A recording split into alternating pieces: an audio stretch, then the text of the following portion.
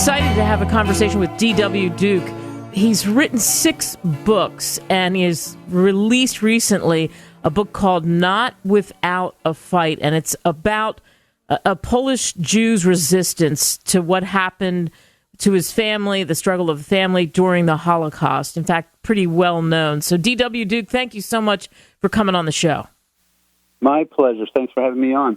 All right, so tell us how this story came about, and tell us who the story is about, who I think is somebody who's starting at least to get well-known his story. Well, I had a client that was actually a distant cousin. I was working on a civil rights case with him, and during the course of our conversation, he began telling me a little bit about his father, who was a resistance fighter in World War II Poland.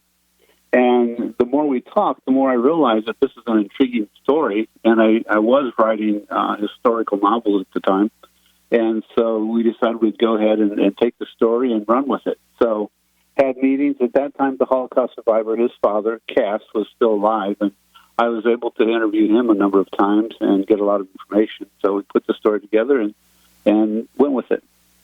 Yeah, and in the story, you talk about being somebody who was wealthy and then being forced into a Jewish ghetto, and then what that was like. Was it eye-opening for you to hear the story and then weave this into a tale?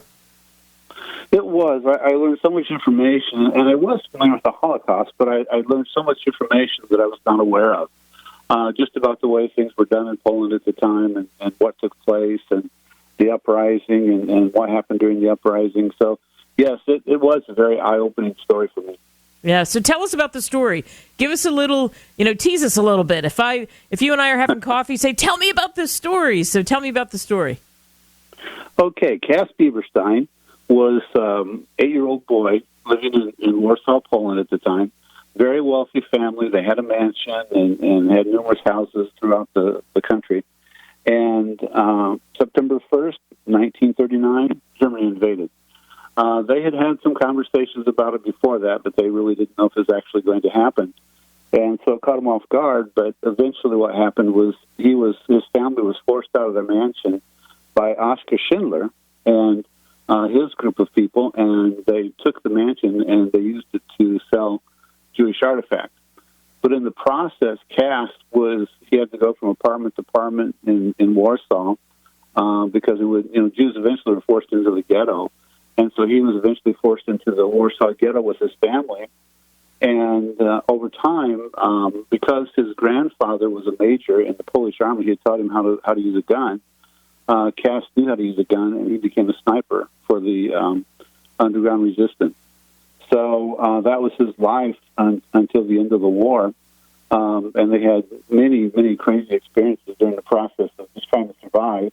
And, of course, as I said, he chose to fight back. And, in fact, that's where we got the title to the book, Not Without a Fight. He said that we were in a situation where we knew we were going to die. And at that point, we could either fight back or just submit. And he said we fought back. And we were going to go, and we were going to go not without a fight. So that's where the title of the book came from. Yeah, and again, you can pick the book up. It's fascinating on Amazon, Not Without a Fight, the story of a Polish Jew's resistance.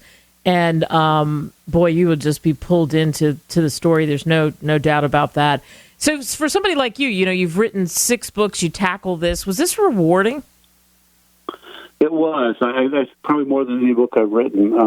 I used to write law books, and I decided that I wanted to write books that somebody would read besides judges and lawyers.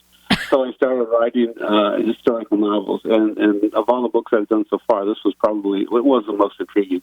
Yeah.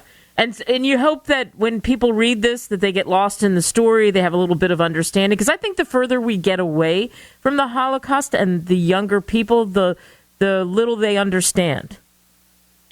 That's true. And unfortunately, many of the young people today don't even know about the Holocaust. Yeah. They believe it didn't occur. So, one of the things that historical novels do, they let you take a historical event and put it in a form that is interesting to the public, that people would actually be interested in reading as opposed to a history book. So that's why I write historical novels. Yeah, when you write after you do the law books and then you decide you want people to read your books that are more than in the legal profession, and you go the historical novel route, and then you come up with this. Where do you hope this goes for you next? Because I can't imagine you're going to stop writing. No, we have the plans are in process to make it into a motion picture. So hopefully we'll be moving forward with that. And there's so much in the story that people really need to know.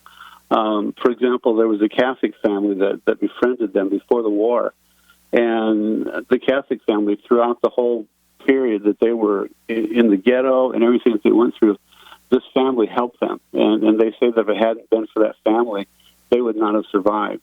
And interestingly, after the book came out, some relatives of that family contacted us and said, we know the story, and we talked to them, and it was really intriguing. Wow. And when you take a book like this one and you then look at moving it toward a motion picture, that process has to be kind of crazy, going to screenplay, et cetera, right? Yes, it is. And it's a very time-consuming process. People probably don't realize how long it takes to get from concept to a motion picture. It actually takes quite a few years. Yeah. And it's interesting, too, you look at other films, the impact, like Steven Spielberg's Schindler's List. You mentioned Schindler and the impact that he had on so many lives. What did Cass say about that? Well, it was an interesting situation. Cass actually did not want Spielberg to do that movie, and he talked to him about it. And the reason was he had a different image of Schindler. But people can change, and it's undisputed that at the beginning of the war, Schindler was an opportunist. So, we have the story from the way Steven Spielberg presented it, which is that he changed and reformed as time went on and ultimately saved the lives of a number of Jews. So, Cass, I asked him directly, I said, Cass, do you think he really, really changed in your mind or in your heart of hearts? He said, I can't tell you what another person thinks.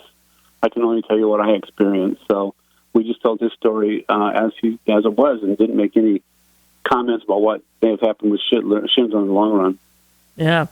Again, the book is so interesting, Not Without a Fight, shortening the title there. You can grab it on Amazon.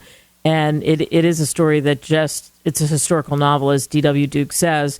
So for you go from, what was I reading? I was reading your background, and I think it's good to tell people the backstory, that you have a double major in economics and psychology from the University of Michigan. Go Blue. And then you go to Washington University School of Law. Wow, like you're somebody who's super educated.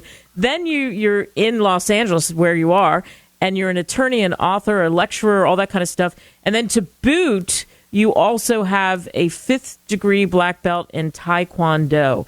Wow. How do you find time to do everything else in between? It's difficult. when you're active like that, as you know, there's very little time for anything except what you're doing in your project. So there's not a lot of downtime. Yeah. All right. Well, I think people should read this book. It's fascinating. It pulls you in. There is no question about that. And it'll make you see things, I think, in a different way. And I wish you the best with getting this on the big screen. Thank you so much for coming on, D.W. Duke. My pleasure. And again, thank you for having me on the show. Wow. So, like I said, for me, how interesting to talk to D.W. Duke. We think of Dr. Edith Eger and the fact that I had that conversation with her about Auschwitz, and the point that just in that back and forth with D.W. that there's so many people that aren't aware of the Holocaust and what happened, younger people. And this book is so well written, though. It's the storytelling is rich. When I talk to people who write novels, which we do here on the show, and that's my quest is what are you doing, what are you reading, that kind of stuff with everything else that we're talking about on the show. And this is an eye opener, and it's a very, very well told story. I mean, that's it. And Not Without a Fight, which you just heard us discuss there, really shares the true story of a Polish Jew's journey to becoming a resistance fighter, like he said, he was trying to get justice for wrongs while trying to survive the atrocities of the Holocaust. And imagine what that was like if you take yourself back there to 1939, and you're living one way, and then suddenly your life is twisted, turned over, and it's something completely different. And you have no idea what's going to really happen from day to day. So anyway, you can get that on Amazon.com. Easy to find. As we said, Not Without a Fight, the story of a Polish Jews' resistance. D.W. Duke did a fabulous job on that. And thanks to all of you for listening to this version of the show. Make it count, everybody.